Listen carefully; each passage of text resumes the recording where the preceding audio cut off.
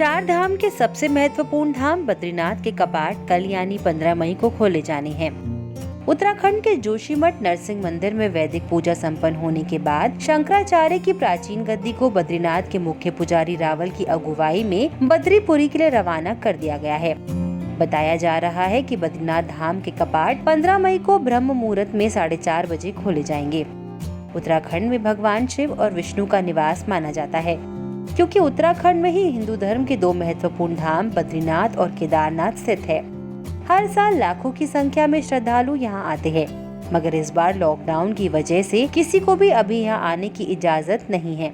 बद्रीनाथ को भगवान विष्णु का निवास स्थान माना जाता है, मगर मान्यता है कि विष्णु भगवान ने यह स्थान माता पार्वती से छल पूर्वक हासिल किया था। आइए आपको बताते हैं बद्रीनाथ के मंदिर से जुड़ी एक पौराणिक कथा। पौराणिक कथा के अनुसार बद्रीनाथ धाम भगवान शिव और माता पार्वती का विश्राम गृह हुआ करता था।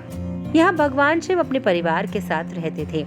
भगवान विष्णु एक बार शिव जी से मिलने यहाँ गए और उन्हें ये स्थान इतना पसंद आया कि वो इसे प्राप्त करने की योजना बनाने लगे। लोक कथा के अनुसार सतयुग में जब भगवान शिव अपनी पत्नी माता पार्वती के साथ यहाँ रहते थे, तो एक दिन श्री हरि विष्णु बालक का रूप लेकर यहाँ आए और जोर जोर से उनके घर के सामने रोने लगे।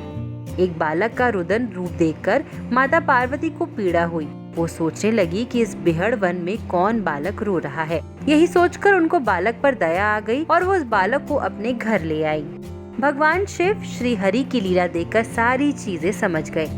उन्होंने माता पार्वती से आग्रह किया कि थोड़ी देर रोने के बाद वापस चला जाएगा। माता पार्वती ने भगवान शिव की बात नहीं मानी और बालक को घर में लाकर सुलाने लगी। भगवान विष्णु के बाल रूप को सुलाने के बाद माता पार्वती और भगवान शिव बाहर घूमने चले गए। भगवान विष्णु इसी इच्छा के साथ शिव जी के घर आए थे। उन्होंने शिव और माता पार्वती के घर को अंदर से बंद कर लिया। जब वो लौटकर वापस आए और बालक से द्वार खोलने के लिए कहा, तो भगवान विष्णु ने कहा, आप भूल जाए कि यहाँ आपका कोई स्थान था। ये मुझे पसंद आ गया है, मुझे यही विश्राम करने दे। इसके बाद भगवान विष्णु का स्थान बद्रीनाथ और भगवान शिव का स्थान केदारनाथ हो गया।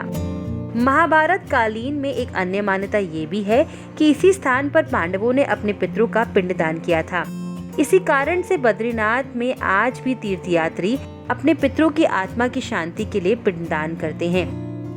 धर्म से जुड़ी ऐसी वीडियोस देखने के लिए आप लोकमत न्यूज के यूट्यूब चैनल को सब्सक्राइब करें। साथ ही अगर आप ये वीडियो फेसबुक पर देख रहे हैं तो हमारे फेसबुक पेज को लाइक करें।